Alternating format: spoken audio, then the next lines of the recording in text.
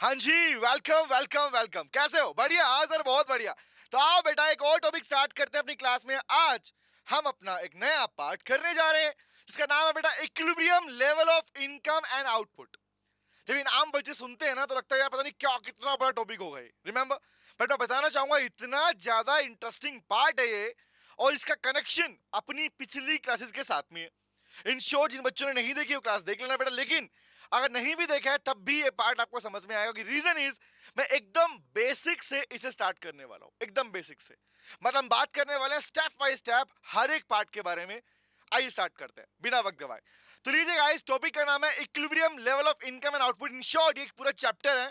इस पूरे चैप्टर के अंदर बहुत सारे डिफरेंट डिफरेंट कंटेंट आने वाले हैं। चेक एग्जांपल के लिए कंजम्पशन क्या होता है, सेविंग क्या होती है। सर ये तो बेसिक मीनिंग हमको आते हैं। बेटा बेसिक मीनिंग नहीं है, बात करेंगे इनके टाइप्स के बारे में, बात करेंगे इनकी अलजेब्रिक पोर्शन के बारे में। जानते हो ना कि क्यों ये इतना ज्यादा इंपॉर्टेंट चैप्टर कहा जाता है? इसके पीछे का सबसे बड़ा वजह है इसके अंदर जो कंटेंट दिया गया है, that is called algebraic portion वाला पार्ट, और ग्राफिकल वाला पार्ट, वो इसे बनाता है सबसे ज्यादा इंपॉर्टेंट। तो वन बाय वन जैसे हम पढ़ते चलेंगे, बस सुनते चलो, समझा मैं अपने आप दूंगा। चलो सर बात करते हैं। तो पहला वर्ड देखो, अब इस चैप्टर के नाम से ही शुरू करेंगे। इस चैप्टर के नाम में ही पूरे कंटेंट छिपे हुए हैं। तो हमारा पहला वर्ड आता है इक्विलिब्रियम किसे कहते हैं। इक्विलिब्रियम किसे कहते हैं, आओ बात करते हैं सूर्यधन से बात को। गाइस एक बात बताओ, नॉर्मली इक्विलिब्रियम वर्ड तो हमने पहले भी सुना था। हाँ सुना, अभी मैं इनका आउटपुट की बात नहीं कर रहा हूं, इसकी बात कर रहा हूं। तो इक्विलिब्रियम मतलब एक ऐसी कंडीशन जब इकोनॉमी, हम बात कर रहे हैं इकोनॉमी के बारे में, एक बैलेंस कंडीशन जहां पर इकोनॉमी क्या बैलेंस रहेगी, स्टेबल रहेगी। मतलब समझ में नहीं आया सर? अब बात बताओ, equilibrium that is equal condition, equal condition. तो जवाब दो, जब बात हो रही हो इकोनॉमी के इक्विलिब्रियम की, तो क्या हम only demand and supply use करेंगे या aggregate demand aggregate supply use करेंगे?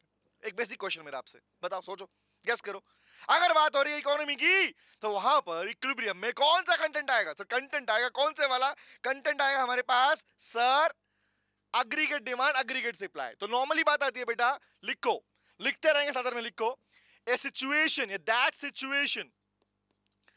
Situation is termed as equilibrium. किसे बोलते हैं? सिचुएशन वेयर या when aggregate supply, aggregate demand is equals to aggregate supply. अब मैंने क्यों बोला था पहले तुमको कि पहली क्लास तुमने पढ़ी हुई है, क्योंकि वहां पर मैंने इस एग्रीगेट डिमांड और एग्रीगेट सप्लाई के बारे में डिटेल डिस्कशन किया है। लेकिन अब मैंने बोला कि जिन बच्चों ने नहीं पढ़ा हुआ उनके लिए बता देता हूं। तो समझते हैं बात ध्यान से गाइस, इक्विलिब्रियम का मतलब किसकी बात कर रहा है? ये बात कर रहा है इकोनॉमी के इक्विलिब्रियम की। आपके पास मैक्रो का पार्ट पढ़ रहे हो और सिंपली आपसे बोला गया इक्विलिब्रियम बताओ, तो यहां पर किसी इंडिविजुअल की बात नहीं कर रहा होता, याद रखना हमेशा, ऑलवेज रिमेंबर दिस। जब बात कर रहा है इकोनॉमी के बारे में, तो आपकी इक्विलिब्रियम भी कौन सी है? इकोनॉमी की इक्विलिब्रियम कंडीशन, कि हमारी पूरी economy that is called Indian economy equilibrium में कब कहलाएगी, बैलेंस कंडीशन में कब कहलाएगी। तो इसका सीधा आंसर क्या रहता है? Economy said to be in equilibrium when the aggregate demand is equal to aggregate supply. चाहो तो आप डिट्टो जो लाइन मैंने बोली वही आप जो एग्जाम में लिखते हो वो लाइन भी यहां पे लिख सकते हो। लिख दूं? आप स्पेसिफिक लिखते हैं, चलो लिखते हैं, नोट करो, लिखो an economy, one by one सबको ब्रेक करूंगा, समझते चलेंगे, नोट करो। An economy is said to be in equilibrium, is said to be in equilibrium. Equilibrium में कब कहा जाएगी? Said to be in equilibrium. एक इकोनॉमी इक्विलिब्रियम में कब कही जाएगी? लिखो इक्विलिब्रियम व्हेन, कब बेटा? When the aggregate demand AD is equal to AS. Aggregate demand जब एग्रीगेट सप्लाई के बराबर हो जाएगा तो उसे कहा जाता है इक्विलिब्रियम कंडीशन। ओके भैया, ये तो वो हो गया हमारा, जब बुक में लैंग्वेज लिखी हमने वो लिख दी। समझे कैसे? आओ समझाता हूं, सुनना ध्यान से बात को, जवाब देना, वन बाय वन ब्रेक करूंगा। एग्रीगेट डिमांड को आप और किस नाम से जानते हो? जवाब दो, मेरा क्वेश्चन है। एडी और एएस, जिसे हम नॉर्मली क्या कहते हैं? AD is termed as aggregate demand, aggregate demand, याद आया? ये उन बच्चों के लिए बता रहा हूं जिन्होंने पीछे वाला पार्ट रिवाइज नहीं किया, पढ़ा नहीं है, ठीक है? ओके, तो डायरेक्टली स्टार्ट कर रहे हैं क्लास को। तो एडी का मीनिंग क्या सीखा? Aggregate demand. एएस का मीनिंग क्या पढ़ के आए हो? Aggregate supply. मैंने कहा ना एकदम बेसिक से चलेंगे, स्टार्टिंग से। अभी मैंने बात करूंगा इनकम के आउटपुट के बारे में बात करने वाला हूं। तो एएस का मतलब क्या था? Aggregate supply. तो एक बेसिक प्रश्न मुझे आपसे पूछना है, जवाब दो। हमने पढ़ा अपनी क्लास के अंदर, डिमांड का संबंध किसके साथ में है? खर्चे के साथ या प्रोडक्शन के साथ? गेस करो भाई। एग्जांपल के लिए, जब पब्लिक खर्च करेगी, रिमेंबर हम खर्च करना चाहेंगे, हाउस होल्ड खर्च करना चाहेंगे, डिजायर टू एक्सपेंड, रिमेंबर ना, टेल मी, उसका उसी को क्या बोलते हो आप? उसी को तो बोलते हैं willingness to buy something at the available prices. Remember तो डिमांड का रिलेशन किससे है बेटा? खर्चे के साथ में। किसको बोलते हैं? एक्सपेंडिचर के साथ में। और सप्लाई का किससे है? कि प्रोडक्शन होगा तभी तो क्या होगी, जब सामान बनेगा तभी क्या होगा, सप्लाई होगी। तो सप्लाई का संबंध किसके साथ में बेटा? प्रोडक्शन के साथ में। तो वर्ड क्या बन गया कि अग्रीगेट डिमांड मतलब अग्रीगेट एक्सपेंडिचर, अग्रीगेट सप्लाई मतलब अग्रीगेट प्रोडक्शन। रिमेंबर इकोनॉमी में कितना प्रोडक्शन हो रहा है, मैं डिटेल देखो, अभी लिसन टू मी, सिर्फ बातें इनका मीनिंग बता रहा हूं, इनके बारे में डिटेल डिस्कशन में पहले कर चुका हूं। जहां हमने नेशनल इनकम के टॉपिक के अंदर सर्कुलर फ्लो ऑफ इनकम पढ़ा था, वहां मैंने बात करी एडी होता क्या है, एडी में कौन कौन से आइटम आते हैं, सी प्लस आई प्लस जी, वो आइटम पढ़े हैं। एस क्या होता है हम पढ़ के आ चुके हैं। तो डिटेल में पढ़ना तो उन क्लास को देख लेना, लेकिन इसके अंदर मीनिंग बता रहा हूं खाली समझना, ताकि हमें ये पॉइंट क्लियर हो जाए कि जो हम पढ़ने वाले चैप्टर के अंदर हमारे पास। तो वर्ड क्या है? अग्रीगेट क्या बोलते हैं? The word aggregate is known as sum total. Again the word is here. Sum total. तो बताओ क्या सम टोटल ऑफ एक्सपेंडिचर और सम टोटल ऑफ प्रोडक्शन ही कहलाते हैं aggregate demand aggregate supply? Obvious sir वही कहलाएगा। तो कहने का मतलब क्या है गाइस, सिंपल सी बात याद रखना, इकोनॉमी के अंदर जो टोटल खर्चा होता है उसको बोलते हैं अग्रीगेट डिमांड, इकोनॉमी के अंदर जितना टोटल प्रोडक्शन होता है उसे बोलते हैं अग्रीगेट सप्लाई। तो जवाब दो, अगर किसी इकोनॉमी के अंदर जितना डिमांड किया गया उतना ही अगर प्रोडक्शन हो जाए तो, कैस करो, अगर किसी इकोनॉमी के अंदर जितना डिमांड किया गया, जितना लोगों ने मांगा, इकोनॉमी के लोगों ने, दैट मींस हमारी बात कर रहा है, रेजिडेंट्स की बात कर रहा है, उतना ही अगर उनको बना के दे दिया जाए तो क्या उस कंडीशन को आप इक्विलिब्रियम कहोगे या नहीं कहोगे? हालांकि अभी 3 कंडीशन पढ़ेंगे हम आगे कि एडी ज्यादा हुआ तो क्या, एएस कम हुआ तो क्या, अभी बात नहीं करूंगा। स्टेप बाय स्टेप चलना, जो बता रहा हूं उसे अकॉर्डिंग चलना। हो सकता है आपको बेसिक पार्ट पढ़ा हो आपने, लेकिन ध्यान रखना स्टेप अगर भूला, चेन अगर छोड़ी तो पूरे कंटेंट में रहेगा कंफ्यूजन है, वो क्वेश्चन आएगा फिर। तो सोचो ध्यान से बात को रिप्लाई करो, क्या अगर किसी इकोनॉमी के अंदर जितना खर्चा लोग करना चाहते हैं उतना ही सप्लाई हो जाए, क्या बोलेंगे? That condition will be termed as economy equilibrium. बोलो क्लियर हुआ? तो ये तो कहानी किसके इक्विलिब्रियम की, एक बात और सुन लो काम की बात, अगर किसी क्वेश्चन के अंदर आपको एग्जाम में मैक्रो वाले पार्ट में स्पेसिफिकली बात कर रहा हूं, अगर आपको क्वेश्चन में लिखा मिल जाए इक्विलिब्रियम और वहां मेंशन ना हो कि किसके इक्विलिब्रियम की बात कर रहा है, याद रखना मैक्रो इकोनॉमिक्स में equilibrium simply means economy equilibrium, वो इकोनॉमी की बात कर रहा होता है। तो क्वेश्चन इज अगेन हियर, जब आपसे पूछा गया इकोनॉमी इक्विलिब्रियम तो आपका आंसर क्या रहेगा? An economy is said to be in equilibrium when aggregate demand is equal to aggregate supply. Line number 1, ठीक है। अब दूसरी बात करता हूं, अभी सिर्फ चैप्टर की बात कर रहा हूं, अभी बात करूंगा कि ये एडी क्या है, एएस कैसे इक्वल होगा, इसका ग्राफिकल पार्ट क्या है, इसकी इक्वेशन कैसे बनाओगे, हर चीज सिखाऊंगा। अब बात करते हैं, अब वर्ड है बेटा किसकी बात कर रहा है? Equilibrium level of income and output. Income and output याद करो, हमने अपनी पहली क्लास में कंटेंट सीखा था भाई। क्या सीखा था याद है? हमने जाना था कि एज पर केंजियन थ्योरी, मैं लिख रहा हूं यहां पे ताकि तुम्हारे रेफरेंस के लिए, एज पर केंजियन थ्योरी, अभी तो कंटेंट चालू होगा, अभी तो चैप्टर के बारे में बता रहा हूं, चैप्टर में क्या कुछ पढ़ना है हमको। एज पर केंजियन थ्योरी के अकॉर्डिंग क्या पढ़ के आए हो सर? प्रोडक्शन, इकोनॉमी में जितना प्रोडक्शन होगा उतना ही तो एम्प्लॉयमेंट होगा। ऑब्वियस भैया, जितना प्रोडक्शन होगा उतना लोगों को काम मिलेगा, जितना एम्प्लॉयमेंट होगा उतना ही क्या होगा, उतनी सर इनकम होगी। ऑब्वियस ना, जितना लोगों को काम मिलेगा उतना ही इनकम होगी, और जितना इनकम होगा उतना ही क्या होगा, खर्चा होगा। जब पैसा जितना हो उतना खर्चा करोगे ना, ऑब्वियस सर, और जितना खर्चा होगा उतना ही क्या होगा, प्रोडक्शन होगा। तो ये हमने सर्कुलर पार्ट सीखा था कि production, employment, income, expenditure all are same. तो यहां तो दो ही नाम दिए हैं, यहां नाम दिया इनकम एंड आउटपुट। आउटपुट मतलब क्या है? प्रोडक्शन। तो बताओ अगर ये बोल रहा है कि प्रोडक्शन और इनकम दोनों का लेवल बताओ, तो आपसे क्वेश्चन ये भी तो पूछ सकता है एम्प्लॉयमेंट बताओ। अगर मैं बताना चाहूं बोल सकता हूं equilibrium level of production, equilibrium level of employment, equilibrium level of income, equilibrium level of expenditure, ये भी तो लाइन बन सकती थी, है ना? तो रट्टा मत मारना, सीख के पढ़ना, क्योंकि एक्चुअली दोनों के दोनों पार्ट इसी के हिस्से हैं। इन दोनों के प्लेस पर ये नाम भी आपको मिल सकते हैं, क्योंकि हम पढ़ चुके हैं केंजियन थ्योरी में, क्योंकि इन सब का लेवल ये ऑल आर इंटरकनेक्टेड, लेवल भी सेम रहता है। पहली बात क्लियर हुई। अब आया मेरा प्रश्न जिस पे क्वेश्चन है, जवाब दो। इसका नाम है equilibrium level of income and output. तो मतलब क्या हुआ? मतलब ये हुआ बेटा कि इकोनॉमी जहां पर इक्विलिब्रियम में होती है, प्लीज कानों को खोल के सुनना ढंग से, ध्यान से। क्या बोला? बोला भैया सिंपल सी बात, जहां पर इकोनॉमी इक्विलिब्रियम में होगी उस पॉइंट के ऊपर जहां पर अग्रीगेट डिमांड अग्रीगेट सप्लाई आपस में एक दूसरे के साथ लफड़ा करेंगे, मतलब आपस में एक दूसरे के साथ टकरार करेंगे, जहां पे मिलेंगे, क्रॉस करेंगे, दैट पॉइंट, उस हिस्से को कहा जाएगा इक्विलिब्रियम।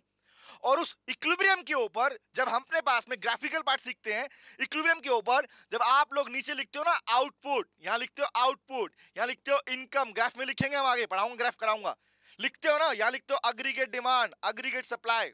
तो हम पढ़ेंगे इस बारे में कि अग्रीगेट डिमांड, अग्रीगेट सप्लाई जहां पर इक्वल होगा, जहां पर इक्वल होगा, फोकस सामने, अभी शॉर्ट में बता रहा हूं, डिटेल में कराऊंगा ग्राफ वाला पार्ट, जहां पर इक्वल होगा, ये पॉइंट तो कहलाएगा इक्विलिब्रियम। और इस पॉइंट के ऊपर जो सामने वाला इनकम या आउटपुट होगा, इसे कहा जाएगा बेटा इक्विलिब्रियम लेवल ऑफ इनकम, इसे बोलते हैं इक्विलिब्रियम लेवल ऑफ इनकम या आउटपुट। तो सिंपल सी बात क्या समझ में आई? पूरी कहानी को अगर देखोगे तो क्या समझ में आई? समझ में ये आई कि सर इकोनॉमी जहां पर इक्विलिब्रियम में होती है, उस इक्विलिब्रियम पॉइंट के ऊपर जो इनकम का लेवल होगा और जो आउटपुट का लेवल होगा, वही कहलाता है equilibrium level of income and output. बोलो क्लियर हुआ? तो आपसे कोई क्वेश्चन आजकल पूछे, क्योंकि बच्चों को इस बात का क्लैरिटी नहीं मिल पाता, क्योंकि उन्होंने बेस पीछे चेन छोड़ देते हैं, चेन समझो ध्यान से। तो वर्ड क्या निकला? That income, that level of income and output which is at the equilibrium level of economy, that is called equilibrium level of income and output. बोलो मीनिंग क्लियर हुआ? तो इसी के ऊपर कंप्लीट चैप्टर चलने वाला है, इसी के ऊपर, इसमें एग्जाम में भी क्वेश्चन फिक्स है। आपसे एग्जाम में इसी इनकम और आउटपुट के अंदर इक्विलिब्रियम लेवल के ऊपर चेंज की बात पूछते हैं कि क्या इफेक्ट पड़ेगा, क्या चेंज आएगा। तो उसी को स्टार्ट करते हैं हमारे अपने कंसेप्ट के साथ में। पहले मैं शुरू करूंगा अग्रीगेट डिमांड, फिर करूंगा अग्रीगेट सप्लाई, और अग्रीगेट डिमांड का एक बहुत इंपॉर्टेंट हिस्सा हम पिक करने वाले हैं। तो लीजिए गाइस स्टार्ट करते हैं। तो हमने क्या बोला, यहां से हेडिंग लिखो। अब अगर मैं राइट लाइन लिख रहा हूं, लिखो इक्विलिब्रियम लेवल। तो सबसे पहला वर्ड क्या आया, लिखना, नोट करते हैं। अब यहां से लिखना चालू करना। आप लिखो वर्ड क्या है बेटा, वर्ड है equilibrium level of income and output. आप इसको नोट करना जो मैं लिखवा रहा हूं, अब से स्टार्ट करो। इनकम एंड आउटपुट, हालांकि सर आप जो मीनिंग फर्स्ट लिखा वो भी लिख सकते हैं, ये वाला मीनिंग भी। You can also right this meaning for the sake of कि इकोनॉमी कब होती है, ये आंसर है उसका। आगे आओ, तो बताओ क्वेश्चन आया, हमने जाना इक्विलिब्रियम कब होगा। आपने लिखा sir when aggregate demand is equal to aggregate supply. This is the equation जहां पर जिसे हम कहते हैं इक्विलिब्रियम। वो भी किसका इक्विलिब्रियम, किसका है सर? ये है आपका इकोनॉमी का इक्विलिब्रियम। ओके ठीक है भैया। अब इसी को हम सेग्रीगेट करते हैं, ब्रेक करते हैं, ठीक है। अब वन बाय वन सीखते हैं। नॉर्मली जब किसी में कुछ कहा नहीं गया है तो हम बोल रहे हैं टू सेक्टर इकोनॉमी। आप सीख चुके हो एडी में क्या क्या आइटम थे, फोकस सामने। एडी क्या होता है? एडी होता है सी प्लस आई प्लस जी प्लस एनएक्स। बहुत सारे बच्चों को इस बुक में जब देखा होगा, बुक में खोल रहे होंगे, ओपन कर रहे होंगे, तो उनका माइंड घूम जा रहा होगा, सर क्या बात कर रहे हैं। जब शुरू में चैप्टर पढ़ाए गए थे वहां पर सी प्लस आई प्लस जी प्लस एनएक्स पढ़ाया गया, और इस चैप्टर में पहुंचते पहुंचते ओनली सी प्लस आई रह गया। तो इसका मतलब घबराने की थोड़ी है भैया, सोचने की बात थोड़ी है, नॉर्मल केस है कि अगर दो आइटम दिए गए हैं तो इसका मतलब क्या है, वो बोल रहा है टू सेक्टर इकोनॉमी। अगर चारों दिए जाते तो बोलते हैं फोर सेक्टर इकोनॉमी। तो इस आपके सिलेबस के पार्ट में टू सेक्टर इकोनॉमी कर रहे हैं, बात की गई है, समझ में क्या बोल रहा हूं। तो इन शॉर्ट इन चारों में से हम लोग बात कर रहे हैं सिर्फ और सिर्फ अपने पहले दो आइटम्स की। किसकी किसकी बात कर रहे हैं? हम बात कर रहे हैं पहले दो आइटम की, और इसी को आज हम अपना स्टेप नंबर 1 बनाएंगे इस क्लास का। मतलब आपको ये पूरा इक्विलिब्रियम सीखने के लिए पहले सी जानना पड़ेगा, फिर आई जानना पड़ेगा, फिर आपको सी एस जाना पड़ेगा। क्योंकि अग्रीगेट सप्लाई का मीनिंग क्या लिखे हम, सी प्लस एस। क्या इसका रीजन पता क्यों लिखते हैं? मेरा क्वेश्चन ये देखो, रीजन के बिना इकोनॉमिक्स कुछ नहीं है मेरे भाई, समझना ध्यान से। रीजन है तो इकोनॉमिक्स है, रीजन नहीं पता तो कभी तुम्हारे कंसेप्ट स्ट्रॉन्ग नहीं हो पाएंगे हमेशा। जवाब दो।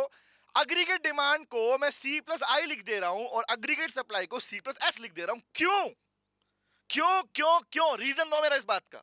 सर आप ही बता दो, आप ही बता दो। बता दूं? अब सुनो, ये बात तो याद है ना, अब सुनना प्लीज, लाइन मिस मत करना जो बोल रहा हूं, ये पढ़ा चुका हूं पहले मैं। Why I'm talking about aggregate demand, that means some total of expenditure in an economy during a period of 1 year। हम लिख चुके हैं इस बारे में। किसी इकोनॉमी के अंदर टोटल कितना खर्चा होगा, that expenditure is known as aggregate demand। बोलो यस और नो? हाँ सर।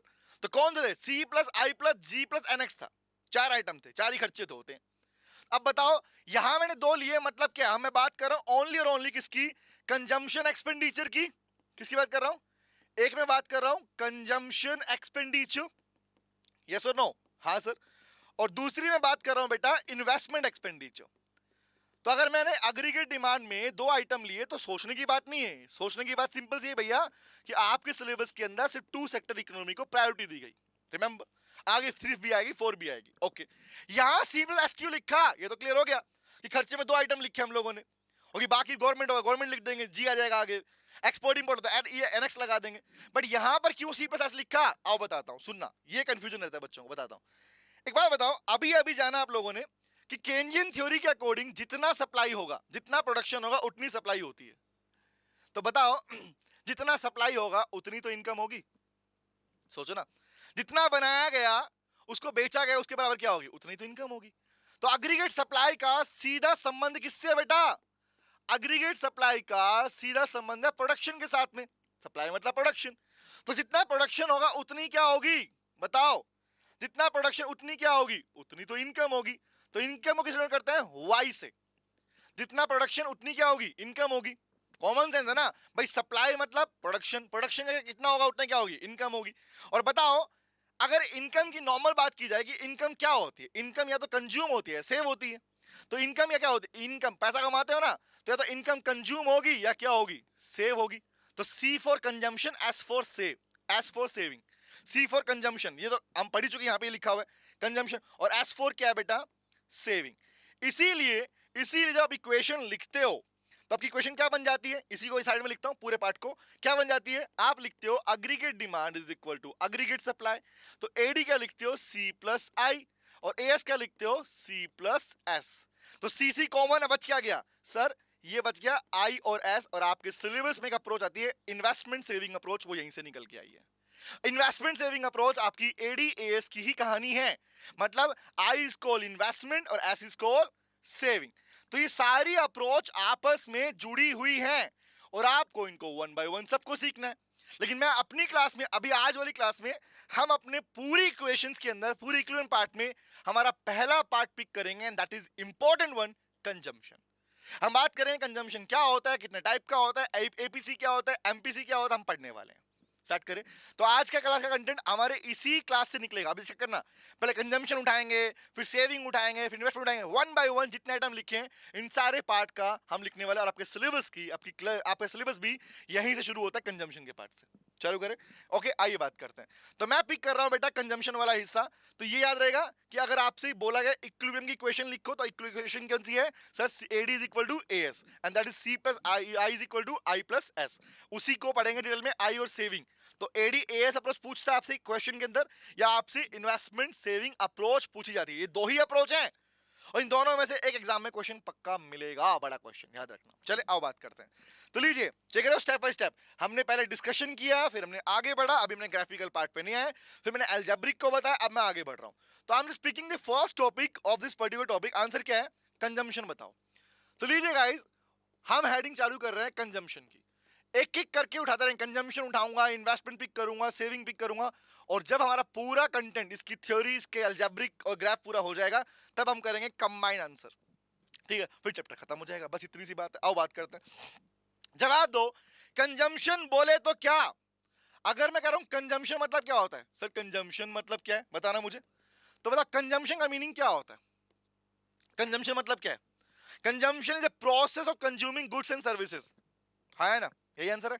कंजम्पशन एक प्रोसेस है गुड्स या सर्विस को कंज्यूम करने का, सिंपल सी बात ना भाई। हाँ सर। अब मैं यहां पे एक वर्ड ऐड ऑन कर रहा हूं, that is called consumption function. अक्सर आप लोगों ने consumption function, saving function, investment function, ये फंक्शन वर्ड सुने होंगे। फंक्शन का मतलब क्या है? The word function simply means, समझना, the function simply means the functional relationship.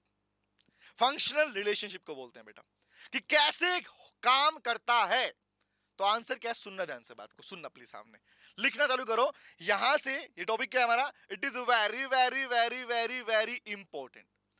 Consumption पे एपीसी एमपीसी पे क्वेश्चन आता है, आओ दिखाता हूं कैसे करेंगे। तो फर्स्ट है कंजम्पशन फंक्शन क्या है, तो लिखो बेटा, नोट करते हैं, लिखो। It refers to the functional relationship, it refers to the functional relationship. अब रिलेशनशिप एक का होता है कि दो का होता है, कम से कम सर रिलेशन की बात आई है तो दो की बात तो होगी। मतलब it refers to the functional relationship between, किसके बीच में, बिटवीन द कंजम्पशन एंड, बताना मुझे एक बात बताना, हम लोगों का कंजम्पशन कौन से आइटम पे डिपेंड करता है? हम ज्यादा कंजम्पशन करें, हम कम करें, ये किस पे डिपेंड करता है? कौन सा ऐसा फैक्टर है जो डायरेक्टली हमारे कंजम्पशन को इफेक्ट करता है? दिल पे हाथ रखो, आंसर आएगा income income income income income income. आया आंसर? तो वर्ड क्या निकला? बोला भैया सिंपल सी बात, कंजम्पशन और इनकम का फंक्शनल रिलेशनशिप ही कहलाता है कंजम्पशन फंक्शन। सर और डीप में बताओ, समझ में और क्लैरिटी लेके ले आने के लिए। अच्छा क्वेश्चन पूछता हूं, बताना मुझे, जवाब दो बेटा। अगर किसी हाउसहोल्ड की इनकम बढ़ती है, अगर आज मैं हमारी बात करूं, आपकी बात करूं, अभी हम बच्चे हैं ना, छोटे छोटे बच्चे हैं, अभी हम पापा की जो पैसे आते हैं उन पर डिपेंडेंट है, सैलरी पे डिपेंडेंट है, खर्चे पे डिपेंडेंट है। बट जिस दिन तुम कमाना स्टार्ट करोगे, दैट मींस तुम्हारी इनकम लेवल बढ़ेगी। उस दिन क्या जितना तुम आज कंज्यूम करते हो उतना ही करोगे? टेल मी, सोचो, क्या जितना तुम आज कंज्यूम कर रहे हो उतना ही कंज्यूम करोगे? नहीं सर, हमारा कंजम्पशन बढ़ जाएगा। इसका मतलब क्या हुआ कि इनकम के बढ़ने पर क्या होता है? सर इनकम के बढ़ने पर क्या होता है? इनकम के बढ़ने पर कंजम्पशन भी बढ़ जाता है। और इनकम गिर गई तो जितना तुम्हें आज मिल रहा है वो भी ना मिले तो सर हमारा सिंपल सी बात, कंजम्पशन भी गिर जाएगा। तो चेक करो, पॉजिटिव रिलेशनशिप, एक के बढ़ने पे दूसरा बढ़ रहा है एक के बढ़ने पे दूसरा बढ़ रहा है और एक के गिरने पे दूसरा गिर रहा है। That means there is a positive relationship. If someone is going to ask later on, आपसे कभी बाद में कोई पूछेगा कि बता भाई व्हाट इज कंजम्पशन फंक्शन, तो यू आर ऑलवेज, आपको सिर्फ लाइन नहीं बोलनी होती, आपको आंसर लिखना होता है। तो आपकी फर्स्ट लाइन तो होगी फंक्शनल रिलेशनशिप। फंक्शन का मतलब है कैसे काम करेगा, तो काम कैसे करता है? इनकम के इंक्रीज होने पर कंजम्पशन भी इंक्रीज होता है और इनकम के गिरने पर कंजम्पशन भी गिर जाता है। That means there is a positive functional relationship. I can use the word, there is a positive functional relationship. इन दोनों के बीच में क्या है बेटा? एक पॉजिटिव रिलेशन होता है। एक के बढ़ने पर दूसरा बढ़ेगा, एक के गिरने पर दूसरा गिर जाएगा। इसी को बोलते हैं कंजम्पशन फंक्शन। तो ये तो हमने थ्योरेटिकल पार्ट लिखा। अब आते हैं अलजेब्रिक पार्ट के ऊपर। देखो इकोनॉमिक्स में ना हर टॉपिक के फेजेस होते हैं। फेज क्या है कि जब भी कोई थ्योरी पढ़ोगे तो उसकी अलजेब्रिक इक्वेशंस आएंगी, इक्वेशन होगी तो ग्राफिकल बनेगा। समझ रहे क्या बोल रहा हूं? जैसे चेन, हमेशा एक चेन चलेगी हमारे पास में। तो पहले हमने लिखा कंजम्पशन फंक्शन क्या होता है, तो बताना अगर मुझे इसी कंजम्पशन फंक्शन को एक अलजेब्रिक प्रेजेंटेशन देनी होती, रट्टा मारना बंसी को ध्यान से, अगर मुझे इसी को अलजेब्रिक प्रेजेंटेशन देनी होती, मुझे इसे इक्वेशन के फॉर्म में लिखना होता, तो कैसे लिखता? बच्चे रट्टा मारते हैं, ऐसे लिख दो। कैसे लिख दो बताओ? Tell me. If I am going to write consumption function in equation term, तो कंजम्पशन फंक्शन, तो सी इज कॉल्ड क्या है? कंजम्पशन। तो इसका मतलब होता है बेटा कंजम्पशन और इनकम का रिलेशनशिप। तो कैसे लिखते हो? Consumption is equal to income, but income क्या? कैसे लिखते हो? तो आंसर आता है why you talking about consumption function का मीनिंग लिख रहे हो, क्या लिखूंगा? C is equal to F into Y. तो F का मतलब क्या है? F here means functional relationship, कि इनकम में चेंज करोगे तो कंजम्पशन बदलेगा, इनकम में चेंज करोगे कंजम्पशन बदलेगा। The F is simply, listen to me, समझ लो, कोई नहीं बताएगा ये बात तुम्हें, कहीं बुक में लिखी नहीं मिलेगी बात तुमको। क्या बोल रहा हूं सुनना, इस इक्वेशन को भी पढ़ा ऐसे जाता है बेटा कि y अगर इनकम है, अगर y इज इनकम और C इज कंजम्पशन, सीख लो, पढ़ना सिखा रहा हूं कैसे पढ़ते हैं इक्वेशंस को। C is consumption, Y is income, तो F का मीनिंग क्या हुआ बेटा? F का मतलब होता है रेस्पॉन्सिवनेस। चाहे मैं इसको फंक्शनल रिलेशनशिप बोलूं या बोलूं रेस्पॉन्सिवनेस, और रेस्पॉन्सिवनेस का मतलब होता है इंक्रीज या डिक्रीज होने पर क्या इंपैक्ट पड़ेगा। दैट मींस जिसके साथ में F वर्ड लगा दिया गया, उसका मतलब होता है कि किससे लगा F वर्ड? कहां पे F वर्ड है? Y के साथ में, तो बोलेंगे Y में इंक्रीज डिक्रीज होने पर, Y में इंक्रीज डिक्रीज होने पर इसमें कितना चेंज आएगा, इसको इंक्रीज डिक्रीज करने पर इसमें कितना चेंज आएगा, सामने में चेंज आएगा। इसी को पढ़ते हैं इक्वेशन का तरीका, पढ़ने का तरीका। तो जब भी आप पढ़ते हो कहीं डेल्टा मिल जाएगा, कहीं पे सिग्मा मिल जाएगा, तो कंफ्यूज नहीं होने का, इक्वेशन याद नहीं हो रही, बड़ा इजी होता है। दो सिंबल्स जिनको नाम नहीं दिया गया वो सिर्फ इसलिए होता है कि इसमें चेंज आया ड्यू टू किसमें, इसकी वजह से। समझ में आ गया? तो ये हमारा कंजम्पशन फंक्शन की इक्वेशन, ये मीनिंग क्लियर हो गया? अभी खत्म नहीं हुआ, अभी इक्वेशन आई, कंजम्पशन की बात करेंगे। ये तो मैंने लिखा कंजम्पशन फंक्शन। ओके, अब बात करते हैं कि ये बात तो क्लियर होगी, इससे कंजम्पशन का रिलेशन इनकम के साथ में, ये बात तो समझ में आ गई। अब मैं आऊंगा सी की इक्वेशन के ऊपर, अलजेब्रिक पार्ट के ऊपर। चलूं? बोलो बोलो बोलो बोलो बोलो बोलो, डन करें? चले आगे बढ़े, आगे आते हैं। तो लीजिए भाई इसी कंजम्पशन की सीखते हैं इक्वेशन। तो जब बात आई कंजम्पशन की, चेक करना मैं कहां पे सिर्फ कंजम्पशन लिख रहा हूं और कहां पे कंजम्पशन फंक्शन लिख रहा हूं। चेक करना, मैं यहां पे सिर्फ कंजम्पशन वर्ड यूज कर रहा हूं या कंजम्पशन एक्सपेंडिचर बोल सकता हूं इसको मैं। तो कंजम्पशन की इक्वेशन क्या है, क्यों पढ़ रहे हो? चेन चेक करिए आप लोगों ने, चेन यहां से चालू हो रही है कि एग्रीगेट डिमांड एग्रीगेट सप्लाई जानना है तो आपको सी प्लस आई जानना पड़ेगा। तो सी कितने टाइप का होता है, होता क्या है रिमेंबर, और एपीसी के एमपीसी के वो जानना पड़ेगा। तो वो तब पता चलेगा जब सी के बारे में पूरा पढ़ लोगे। दिखाओ, आओ बताता हूं। एग्जाम में इसके ऊपर न्यूमेरिकल क्वेश्चन भी आता है। कैसे करो न्यूमेरिकल क्वेश्चन? हमने तो थ्योरी पढ़ी है खाली, ऐसा नो, आओ पढ़ाता हूं, सुनो। तो वर्ड समझना, कंजम्पशन को अलजेब्रिक पार्ट में डिफाइन करना है। कंजम्पशन इज टर्म्ड एज सी, ठीक है? तो कंजम्पशन की इक्वेशन क्या दी गई, कंजम्पशन की इक्वेशन क्या दी गई पता है? विद प्रूफ बताऊंगा क्यों ऐसा दिया गया। फोकस सामने, क्या दिया गया? कंजम्पशन इज इक्वल टू दिया गया constant consumption, the dash is termed as constant. Please लाइनें जो बोलूंगा उसे मिस मत करना बेटा, उसके बाद गारंटी भूलोगे नहीं कभी। तो सी इज कॉल्ड, कंजम्पशन क्या होता है? Constant consumption plus B into Y. बच्चा बोलते हैं रट्टा मार लेते हैं इसको, क्यों मारू रट्टा? मैं सिखाऊंगा इस बात को आपको, और सीख के पढ़ना आप लोगों को, प्रैक्टिकल समझते हैं। आज मुझे बताओ, अगर आज हमारे पास में इनकम ना हो, आज मैं कमाई ना करूं, तो क्या भूखा मर जाऊंगा? बेसिक क्वेश्चन मेरा, पता ना, सोच के देखो। अगर आज मैं कमाई ना करूं, आज इस महीने में कमाई ना आए, तो क्या मैं भूखा मर जाऊंगा? नहीं मरूंगा सर। क्यों नहीं मरूंगा? सर आपके पास कुछ तो सेविंग रखी होंगी, आप उस सेविंग को यूज कर लो और आज भूखा मत मरो, खाना खा लो।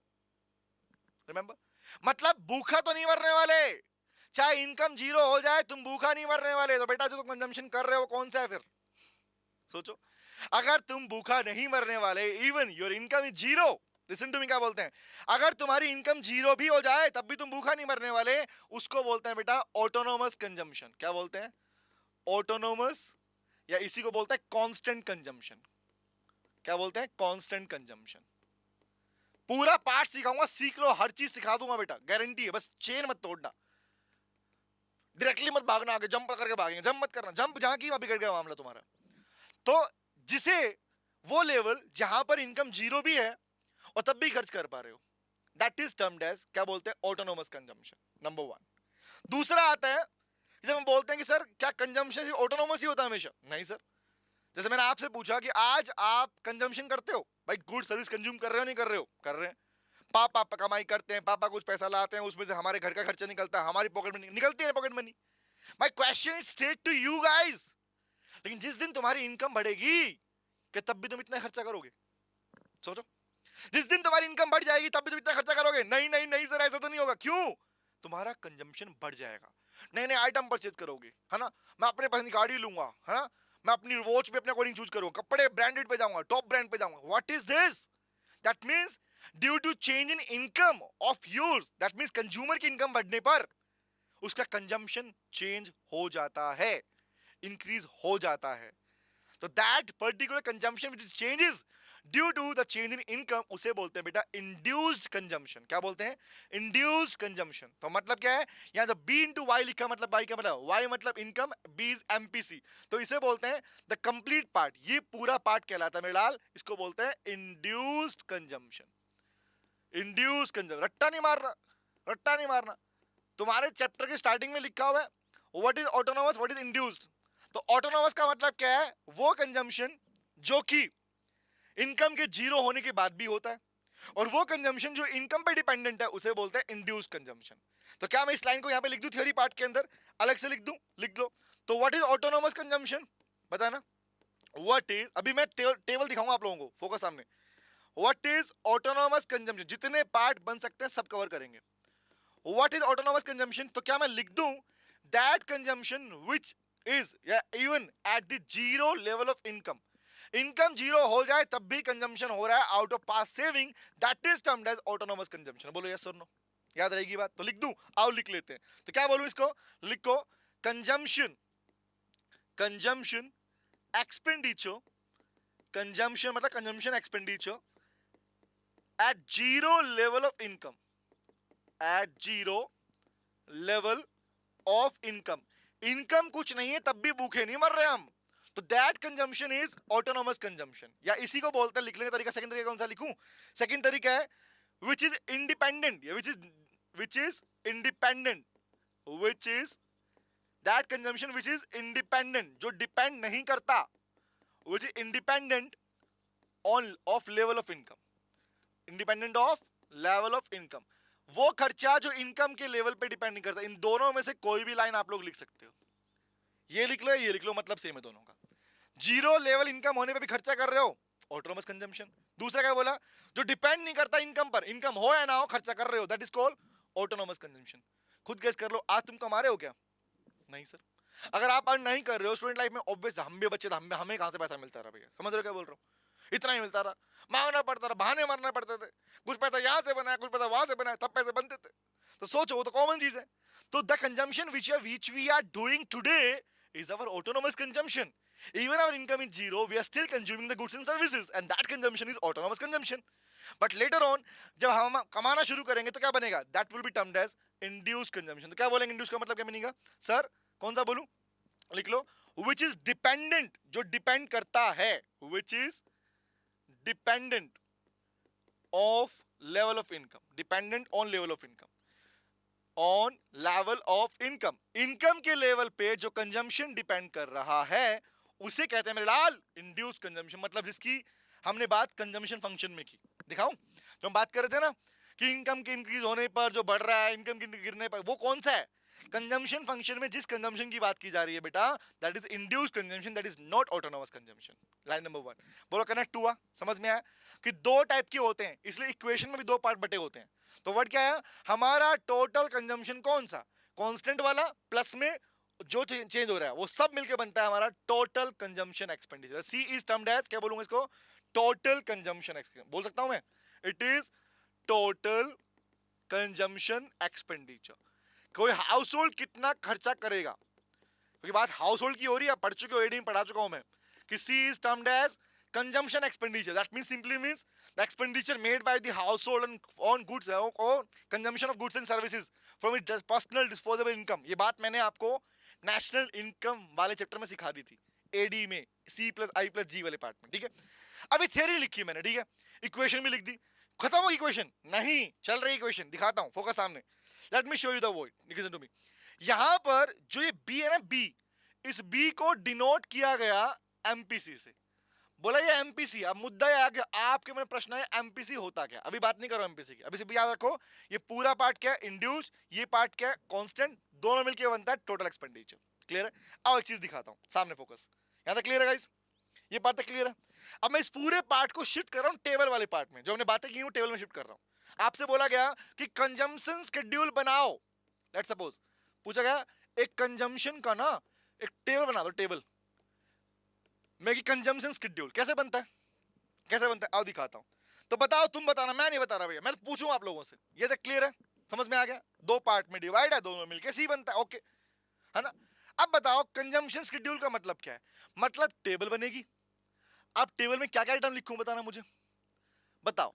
कंजम्पशन का सीधा संबंध किसके साथ में होता है? इनकम के साथ। सर इनकम के साथ, तो बताओ अगर किसी टेबल में इनकम लिखूं, कंजम्पशन लिखूं, बन गया कंजम्पशन शेड्यूल? बन गया सर। तो इनकम क्या होती है? इनकम जीरो हो सकती है, तुम्हारी है, हमारी है, इनकम पैसा नहीं है हमारे पास। 0, 10, 20, लिसन टू मी, सुनना, 0, 10, 20, 30 एग्जांपल, इतना लेता हूं, ठीक है? बताओ, और ले लूं 40। अब बताओ क्या इनकम जीरो होने पर कभी खर्चा जीरो होता है क्या? जीरो करते हो कि हाँ जब तक नहीं कमाएंगे भूखे मरेंगे, रोड पे घूमेंगे, ऐसा नहीं सर, खर्चा तो करेंगे। मतलब एग्जांपल मुझे बताओ, अगर कंजम्पशन इनकम जीरो भी थी तब भी हम खा पा रहे हैं ना, दैट इज कॉल्ड एग्जांपल 20। भाई खर्च कर पा रहे हो ना गाइस, वही कंजम्पशन कहलाता है ऑटोनोमस कंजम्पशन।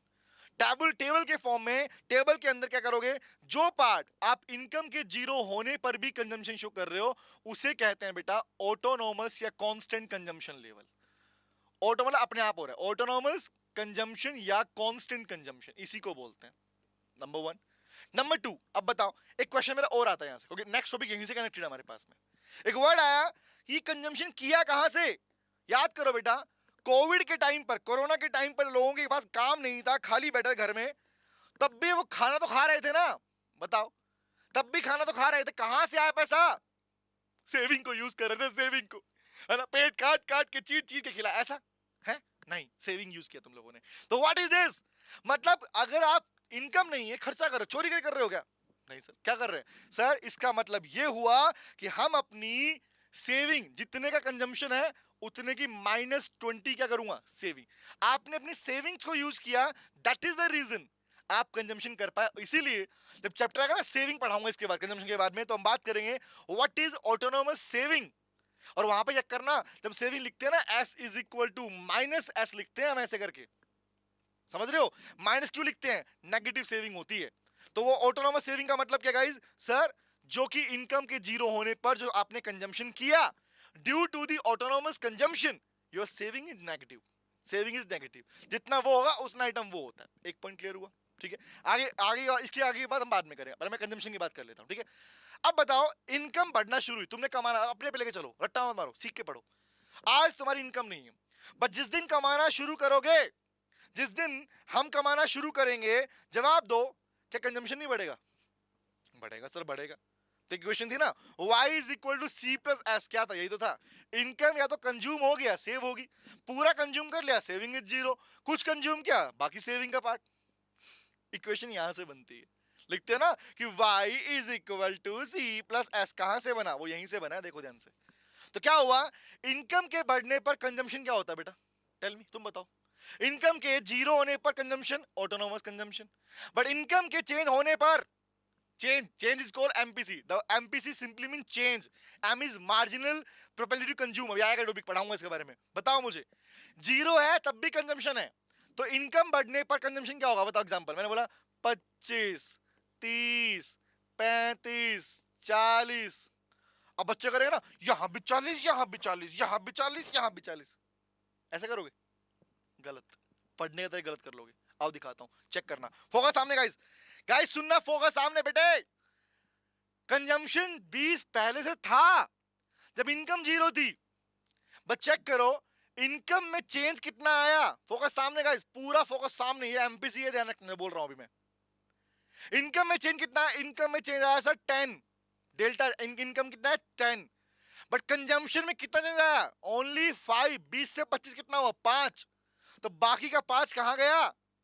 सेविंग, पॉजिटिव हो गई मेरे लाल। समझ रहे क्या बोल रहा हूं? तो ये तो एमपीसी कंटेंट आएगा, वो सिखाऊंगा नेक्स्ट क्लास में। अभी बात सुन लो ध्यान से कि इनकम के इंक्रीज होने पर कंजम्पशन देखो बढ़ रहा है। ये 10, 20, 30, 40 हुई, तो ये 25, 30, 35, 40 तक पहुंच गया। तो याद रखना, दैट लेवल, अभी ये बात बंद करूंगा, दैट लेवल कौन सा? That level of consumption, consumption का वो लेवल जो इनकम के इंक्रीज होने पर इंक्रीज हो गया, उसको बोलते हैं बेटा इंड्यूस्ड कंजम्पशन। और ये टेबल में ऐसे दिखाया जाता है। बोलो क्लियर हुआ? मतलब जहां से इनकम बढ़ना चालू हुई, कंजम्पशन भी बढ़ना चालू हुआ, उसे बोलते हैं इंड्यूस्ड कंजम्पशन। टेबल में ऐसे दिखाते हैं, इक्वेशन में ऐसे दिखाते हैं, और लाइन में ऐसे लिखते हैं। बोलो क्लियर हुआ? ओके, डिपेंड कर रहा है किसके ऊपर? इनकम के ऊपर, उसे बोलते हैं इंड्यूस्ड। बोलो समझ में आया? तो दो पार्ट है, एक है ऑटोनोमस कंजम्पशन किसे कहते हैं, और एक हमारे पास इंड्यूस्ड कंजम्पशन किसे कहा जाता है। बोलो क्लियर रहेगा? अब इसी के ऊपर कंटेंट आएगा, एमपीसी क्या और एपीसी क्या है। ठीक है, तो हमारा जो नेक्स्ट कंटेंट होने वाला है, ये क्लियर हो गया? समझ में आया? कोई डाउट? इसको नोट करना है, नोट कर लो, नोट तो काम करना है, एग्जाम में लिखना होता है इसको। If you are going to write, table बना दोगे, इक्वेशन लिख दोगे, थ्योरी लिख दोगे, हो गया काम तुम्हारा बेटा, नंबर मिल गए तुमको, ध्यान रखना। अब इस पे ग्राफ भी सिखाने वाला हूं, ठीक है? आओ बात करते हैं, चले आगे। अभी ग्राफिकल नहीं कर रहा हूं, ठीक है? अभी बात आएगी हमारे पास में, लिसन टू मी गाइस, समझना। हम बात करेंगे नेक्स्ट टॉपिक की, that is called propensity to consume. Propensity to consume, तो ये हम बात करेंगे नेक्स्ट क्लास में, जिसमें हम बात करेंगे एवरेज क्या है और मार्जिनल क्या है, इक्वेशन कौन सी बनती है, कर्व कैसा बनता है, आपकी कंजम्पशन कर्व की शेप कैसी बनाओगे, यहां इनकम लिखी है, यहां कंजम्पशन लिखा है, तो शेप कैसी बनेगी। अगर मैंने इनकम लिख दिया यहां पर और यहां लिख दिया कंजम्पशन, तो ये ग्राफिकल पार्ट में इसलिए अभी नहीं करवा रहा हूं, क्योंकि रीजन इज मुझे इसको कनेक्ट करना है आपके एपीसी के साथ में और एमपीसी के साथ में, ताकि तभी आपको इनकी थ्योरी भी क्लियर है, आप उनकी थ्योरी भी कर पाओ, आप इनकी अलजेब्रिक मतलब आपकी इक्वेशन भी कर पाओ, अलजेब्रिक मतलब इक्वेशन भी कर पाओ, और इनका ग्राफ भी आपको बनाना आता हो, और इससे एग्जाम में आपके पास आता ही नहीं है। तो अब बात करते हो ना कॉमन चीज, भाई इनकम और कंजम्पशन का रिलेशन क्या होता है? पॉजिटिव है तो इंक्रीज होगा। कितना होता है? कंजम्पशन जीरो होता है, कभी जीरो नहीं होता कंजम्पशन। तो इक्वेशन कैसे बनती है? लाइक दिस, ये बन गया कंजम्पशन इक्वेशन किसका? इनकम का। करो हमारे पास में, तो ये अभी नहीं करना आप लोगों ने, आपने सिर्फ यहां तक पढ़ना है। इससे अपकमिंग पार्ट मैं कराऊंगा नेक्स्ट क्लास में, तब तक के लिए गाना गाओ जाओ, कौन सा? Bye bye oh tata, see you again, और कल फिर मिलेंगे तेरे मेरे नैन। बाय बेटा, बाय, टेक केयर, बाय।